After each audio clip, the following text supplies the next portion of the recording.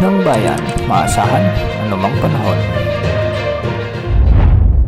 Magandang oras po sa ating lahat. Narito na ang pinakahuling update sa magiging lagay ng ating panahon at sa binabantayan pa rin nating si Bagyong Danas na si dating Bagyong Bising. Patuloy nga na lumalakas si Bagyong Danas. Ito yung dating Bagyong Bising at ngayon ay isa ng ganap na typhoon category. Makikita nga natin sa ating satellite animations na medyo malaki na rin o nabuo na ang kanyang mata.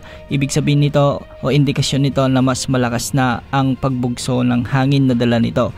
Huli itong namataan ng Pag-asa sa layong 335 kilometers, kanluran hilagang kanluran ng Itbay at Batanes.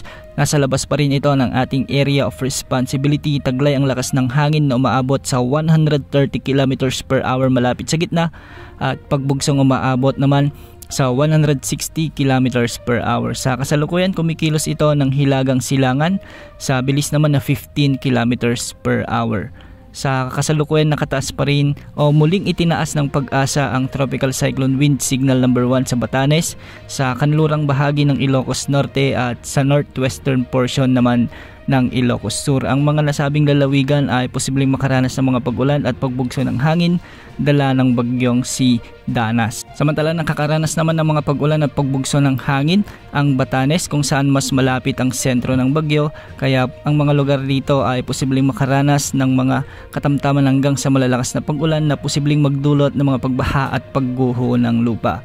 Para naman sa Babuyan Islands, ang trough o extension ng bagyo naman ang magdadala ng maulap na kalangitan na may mga scattered rains o kalat-kalat na pagulan at thunderstorms, kaya posible rin ang banta ng pagbaha at pagguho ng lupa. Para naman sa Ilocos Region, Zambales at Bataan ay magkakaroon ng occasional rains o paminsan-minsang malalakas na pag-ulan dulot naman ng pinalalakas na southwest monsoon o habagat mula kay Bagyong Bising o Bagyong Danas. Dahil dito hindi rin inaalis ang banta ng mga pagbaha at pagguho ng lupa, lalo na kung may mga katamtaman at minsan ay malalakas na pag-ulan. Dahil pa rin sa southwest monsoon o habagat ay magiging maulap ang mga kalangitan na may mga kalat-kalat na pag-ulan at thunderstorm sa buong Metro Manila, sa may Cordillera Administrative Region, sa may Calabarzon, Mimaropa, Western Visayas, Negros Island Region, kasama ng Zamboanga Peninsula, BARMM, Soxargen at ang nalalabing bahagi ng Cagayan Valley at Central Luzon. Para naman sa nalalabing bahagi ng bansa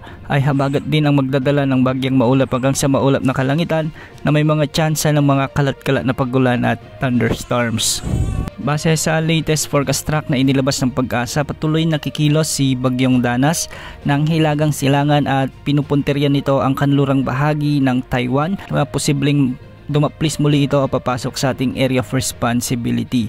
Lalabas ito sa araw ng Lunes o bukas bilang typhoon category at bagyang hihina at liliko ng hilagang kanluran at magiging timog kanluran na ang galaw nito at posibleng malusaw na o maging LPA na lamang sa araw ng Huwebes sa bahagi ng mainland China. Patuloy na papalakasin pa rin ng bagyo ang habagat na posibleng makaapekto pa rin sa ating bansa, lalong-lalo na sa Ilocos Region, Batanes at Bataan kasama na ang Occidental Mindoro hanggang sa mga susunod na araw. Yan ang update sa lagi ng panahon. Ito pang weather update ng bayan, maasahan anumang panahon.